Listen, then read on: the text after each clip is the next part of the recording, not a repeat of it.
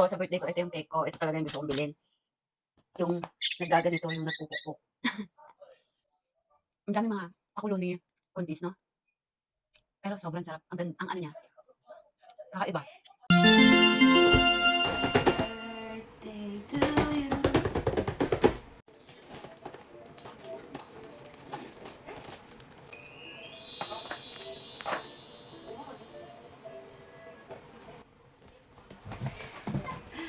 Ang sarap. I'm so excited na. Ito yung cake natin sa ating kaarawan.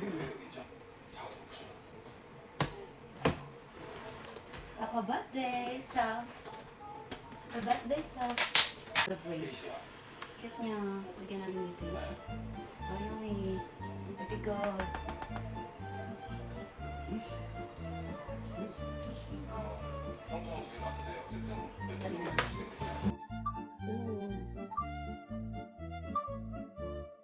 First time ko itong titikman. Sobra. Kaya excited na akong gawin siya ng video. Try natin i-peel off. Tanggalin muna natin yung plastic. At ngayon ko lang ito titikman mga din kung ano yung lasa niya. Ano to? Ang sarap.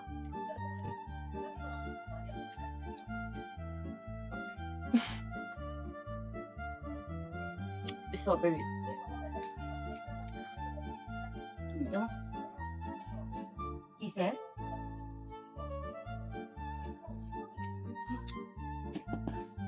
Tigas na din. Kailangan natin ng pang ano. Ay, ayan na. Matutulog na siya, guys. Napakatigas. Wait lang.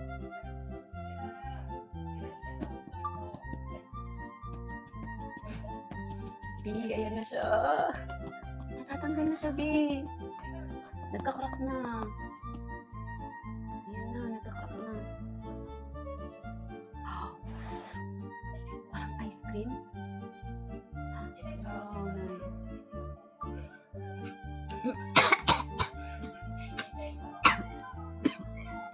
Yung powder niya. Ang sarap ng powder. Nabulunan ako sa powder. Pumasok sa ayun ko mong lalamunan. Huwag tayo mag-wine. Water lang. Wait. Ito yung nagte-trending na cake. Ngayon, yung bago ng Contis. Hindi na siya kailangang ihiwain ng knife. Gaganito mo siya. Pupukpukin mo siya para lang. Ay, ang sarap na nasa loob. Parang cake. Ay, ice cream. Bago nila to. Caramel yung nasa loob. Naglalasa yung alat, tamis, at yung pait. Yung powder na nasa ibabaw pala is, ano B? Cocoa o nakakabulunan ha? Yung para siyang mikmik. Yung pang-bata pagkain. Ang galing. Ganun pala siya, B. Ang sarap. Yung nasa loob niya, cake. May caramel. Malamig. Kakaiba siya. Ang galing talaga ni Contis. Grabe. Ang dami nilang napapauso.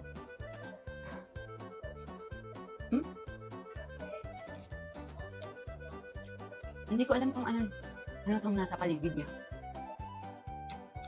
Pero para sa chocolate na napakatigas. Tapos yung nasa loob, parang dinurog na tinapay. Parang hindi bagay yung wine dito. Sobrang tamis na kasi. Parang feeling ko makaka-diabetes tayo dito. Ay, bumili na kayo. Sulit. Parang 1-2 yata yung binili. 1-2, oo, tama. Ah, ito yung tinapay niya, ayan, Ayan. Na para akong bata, no? May mousse. Parang bang high school lang. Yung parang gusto ko talaga tikman siya nung bago mag-birthday ko. Gusto ko talaga, ito yung cake ko sa birthday ko kako. Sweet 16 lang, ganun. Na para bang hindi ka 30, ganun. Ang sarap. Kaso parang umay na ako.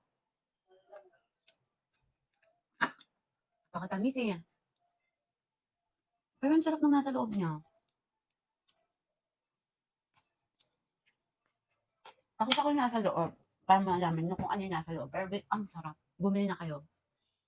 Pinili ko lang to sa SM Cabanatuan, sa Contis. Ang bilis ko maumay.